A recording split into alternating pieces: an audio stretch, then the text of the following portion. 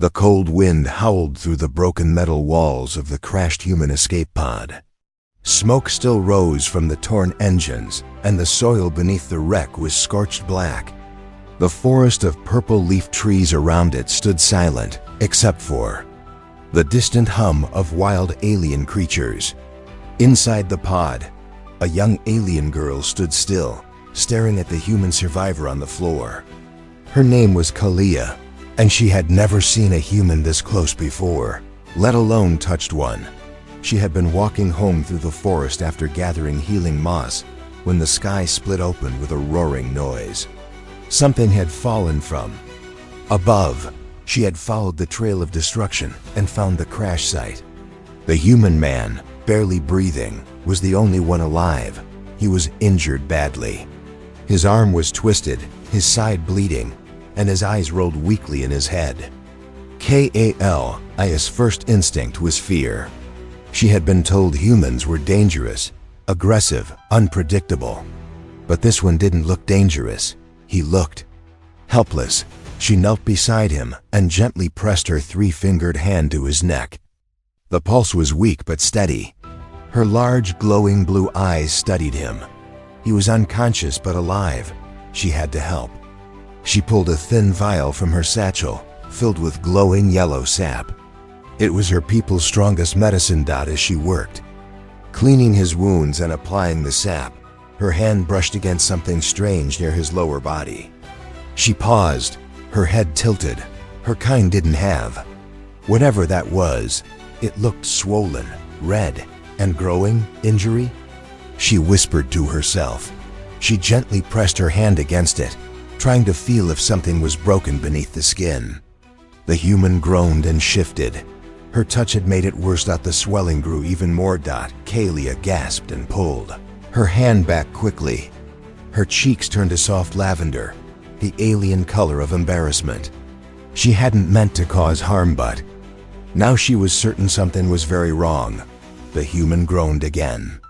His mouth opened, mumbling weak words. Kalia leaned in, her ear flaps twitching to listen. "Don't stop," she frowned. His eyes flickered open for a moment. Just a second, but in that second, he saw her. The glow of her face. Her strange, beautiful features. Her skin was soft green, her hair like flowing starlight. He tried to speak again, but coughed instead. She gave him water from her flask and touched his forehead, but her eyes kept drifting to the swelling. She didn't understand it. Was it dangerous? Would it explode? Her mind was racing with thoughts and theories. Then something outside made her freeze. A sound, a low growl, followed by heavy steps crushing the dry leaves. Kalia's heart pounded. Forest wasn't safe, not at night. And she wasn't alone. She stood and peeked outside. The broken pod. Glowing yellow eyes stared back at her from the trees. Cliffhanger Kalanka's single quotes. Leia turned to the wounded human. She had two choices: leave him and run, or protect him from whatever monster was coming their way. The swelling was the least of their problems now. The growl came again, closer. This time. Kalia's heart thumped hard in her chest as she slowly turned away from the broken pod window. She moved back to the human, whose skin was still pale and sweating. The swelling had not gone down, and she still didn't understand what it meant. But right now, that mystery would have to wait. She peered outside once more. The glowing yellow eyes moved side to side, circling the pod. Something was hunting. She had no weapon. Only the cream jar, her satchel of herbs, and her own instincts. She took a breath, calming herself. Her people had survived thousands of years. On instinct alone. She would trust hers now. She gently shook the human. "Wake up," she whispered. "You must get up. Danger is close." He groaned, his head turning slightly. "What?" he mumbled, eyes barely opening. "Danger," she repeated. "Something hunts. We must leave." But he couldn't move. His legs were weak. His body trembled. Kalia bit her lip and looked around. She had one choice. With a small grunt, she slid her arms under him and started to drag him from the pod. His body was heavy, so much heavier than she expected. But somehow, step by step, she pulled him out and toward the forest edge, away from the glowing eyes. Branches snapped behind them. The creature was getting closer.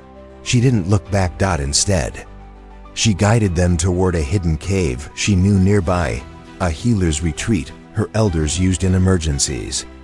Her knees scraped against roots and stones, but she didn't stop. Finally, they reached the entrance, covered in thick vines and moss. She pushed through and brought the human inside. The cave was dry and cool, safe for now. She laid him down gently and placed a hand over his heart. Still beating. Good. Then she noticed something strange. The swelling. It had gone down a little. Maybe moving helped. Maybe warmth? She wasn't sure. Her people didn't have this kind of biology. She had studied plants, animals, even some strange creatures from the stars, but nothing like this. He opened his eyes wider now. Still weak, but more aware. "Who are you?" he asked in a raspy voice. She tilted her head. "Kalia," she said. "I found you. You fell from sky." He blinked slowly, trying to remember. "Escape pod, explosion, rest of the crew." Kalia shook her head. "Only you survived." He closed his eyes, a tear slipping down. Figures. She watched him silently. This human had lost everything. And yet, here he was, trying to survive with a body he couldn't control, and a stranger kneeling beside him. "You have swelling," she said softly. "I tried to heal, but it grew worse." His cheeks flushed pink, and he coughed awkwardly. That wasn't an injury," he muttered. "Just a reaction." "To what?" she asked innocently. He looked away, covering his face. "It's not important." Kalia frowned, her curiosity burning stronger now. But before she could ask more, a loud howl echoed through the forest. It was not the same creature as before. This one was larger, deeper, closer. Kalia's body tensed. She turned toward the mouth of the cave. Shadows moved outside. Many shadows. They were being tracked. Not just by one predator, but a pack. She glanced at the human. He could not fight. He could barely speak. It was her job now to protect him, and maybe find out what secrets he carried. Including that mysterious swelling. His fingers trembled as she held the glowing green stone in her palm. It pulsed slowly, like a heart, and its light painted her purple skin in eerie shades. The energy coming from it was older than her kind, older than the forest, maybe older than the planet itself. Her grandmother had called it a life breaker.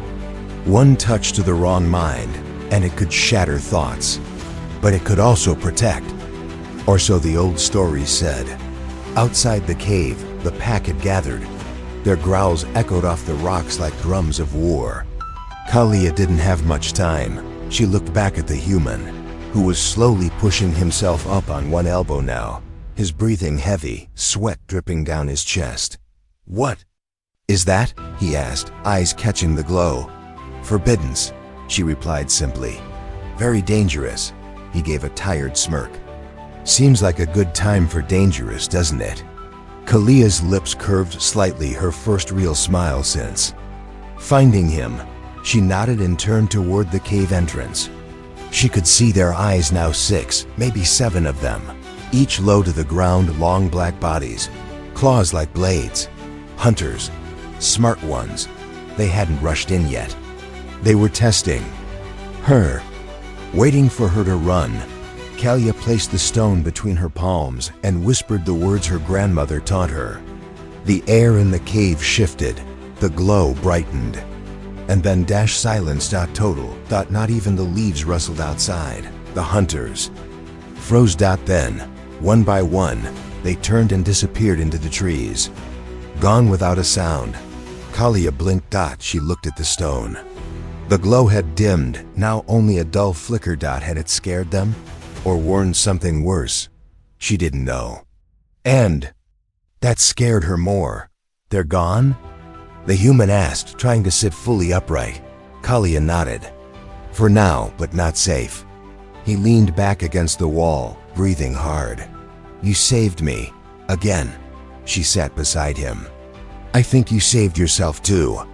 They sat in silence. For a while, the cave warmed with their shared breath. Then Kalia turned to him. What is your name? He hesitated, then said, Liam. She nodded. Liam. I will help you heal, but you must tell me about the swelling. His face turned bright red. You're not letting that go, are you? No. I must know everything to heal you properly. Liam laughed softly despite the pain. It's not an injury.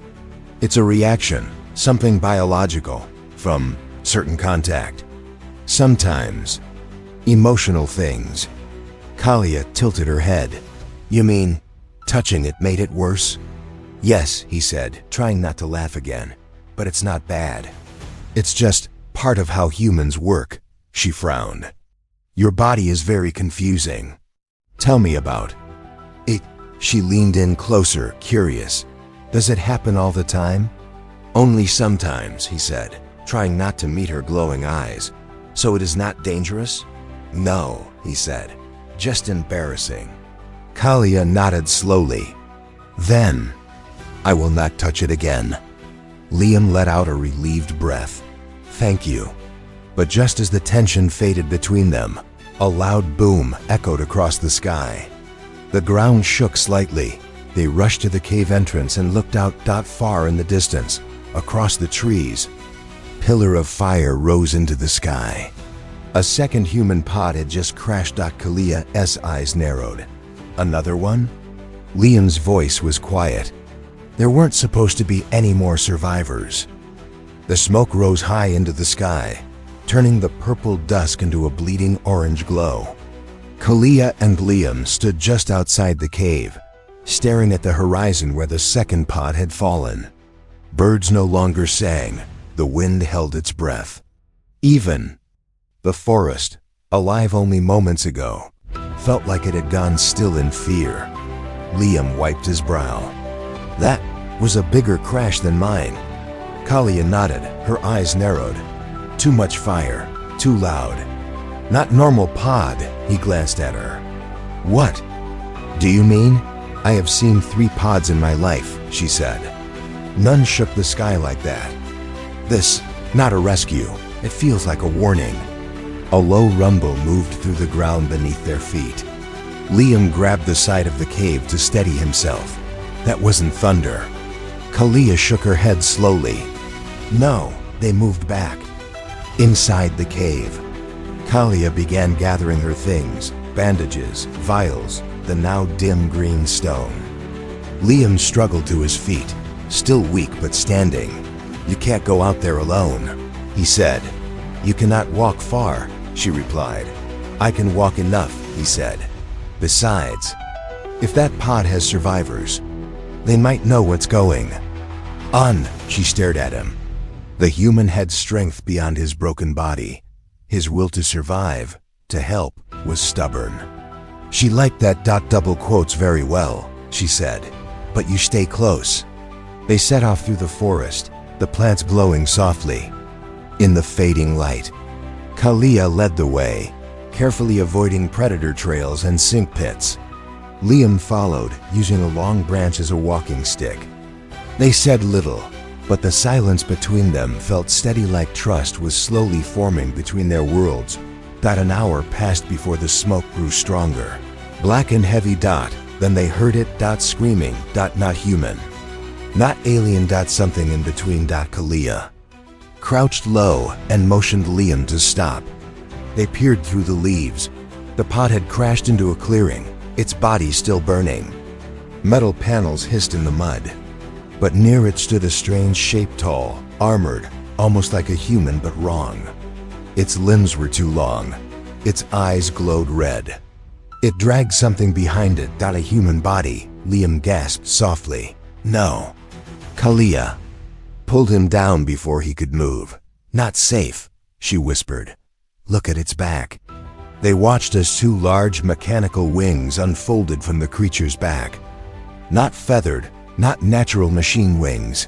Humming with power. It wasn't just another survivor. It was a hunter. Liam whispered, "We need to go back." But before they could move, the creature's head snapped toward their direction. It had sensed them.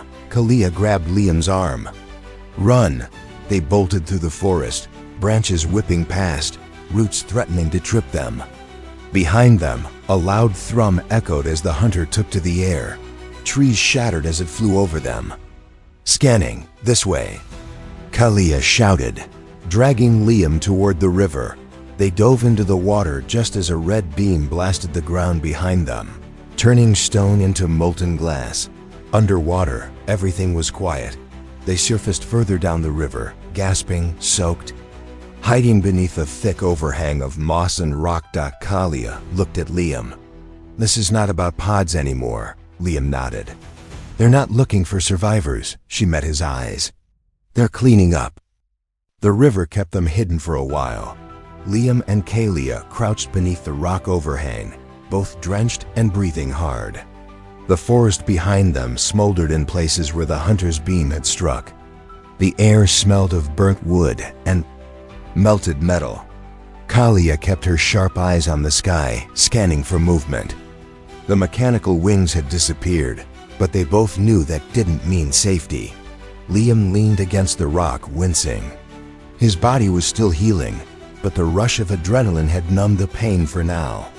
"They're not just hunting us," he said quietly. "They're finishing a mission." Kalia nodded. "You are important to them." "Why?" he whispered. "Why me?" She reached into her satchel and pulled out a small silver shard she had taken from his escape pod earlier. She had meant to show him sooner, but everything had moved too fast. "This was near your chest," she said. "Glowed before." Liam took it in his hand, and the moment he touched it, the shard lit up soft blue, pulsing gently. His eyes widened. "It's a beacon," he said, "but not a distress one. This is a tracker. I didn't know they embedded it into me." Kalia's gaze sharpened. "You were marked." He nodded slowly, voice hollow. "Someone wanted to know exactly where. I landed, always. And now the machines come," she added grimly. Liam stared into the water, the reflection of the glowing shard trembling. "This wasn't just a crash," he said. "This was planned. They didn't want me to survive. Or maybe they wanted me to lead them somewhere." Kalia looked around the forest. "You mean me? Maybe," he said. "Or something deeper. Your world, your people. Maybe they need something from this planet. Something they couldn't get without a reason to invade." Kalia's hands clenched around the stone in her pouch. The stories her grandmother told weren't myths after all that long ago. It was said the stars would send a bleeding seed wrapped in fire, carried by flesh, and it would bring either salvation or death to their land. Maybe that seed was Liam. And maybe the swelling she saw wasn't just physical confusion. Maybe it was the beginning of a transformation. Liam groaned and leaned forward. "I feel strange, hotter, like something's growing inside me." Kalia moved closer, placing a hand on his forehead. It wasn't fever. It was something else. Something humming beneath his skin. The same energy she'd felt in the green stone. "You are changing," she whispered. "The planet reacts to you." His body trembled. "I don't know what's happening to me, but it doesn't feel like just injury anymore. Something inside is pulling, waking up." Suddenly, from deeper within the forest, a second scream echoed, this time human. Kalia stood instantly. "Another survivor?" she said. Liam tried to stand but faltered. "Go, save them. I'll slow you down." She grabbed his hand. "No," she said, "you are part of this now. I will not leave you behind." As they prepared to move, a small drone barely the size of a hand hovered silently behind a tree. It blinked red once and flew off. They had been seen. The forest was quiet again, but it was the wrong kind of quiet. Not peaceful, Not calm. It was the quiet of eyes watching, of breath being held. Something had changed in the air since the drone left. Kalia could feel it. And Liam could feel it too deep in his bones. They moved fast, weaving between thick roots and glowing vines. Kalia supported Liam's weight, but he was getting stronger with each step. His legs no longer buckled. His skin had a subtle glow beneath it, as if the energy of the forest itself was leaking through him. Single quotes. Leia kept glancing at him. His body had healed at a speed she had never seen, not even with the strongest sap from her world. The swelling, the pulsing under his skin, the heat. It was not sickness. It was evolution. They reached a rocky ledge overlooking the crash site of the second pod. Smoke still poured upward, but the fire had gone out. Around it stood a half circle of those same winged machines, 6 of them. In their center knelt a human girl, hands tied, face dirty. She was crying. Liam's jaw clenched. That's Dr. Leah Yu. She was on my research team. Kalia whispered. They're not killing her. They're waiting. For what? He asked. She pointed to the far edge of the clearing. The ground had been carved open. Machines were digging deep into the soil, pulling up shards of green crystals. The same energy that pulsed inside Kalia's forbidden stone. The same glow now spreading in Liam's veins. This, she said. This is why they came. The crystal, it is alive. Liam nodded slowly. And they used me to find it. The wind shifted. Then everything exploded into motion. One of the machines turned sharply toward them. Its sensors had locked on. It launched into the air with a blast of blue flame, wings spread wide, and rocketed toward the ledge. Kalia pushed Liam back. Run! But he didn't run. Instead, he stepped forward. His hands were shaking, his breath heavy.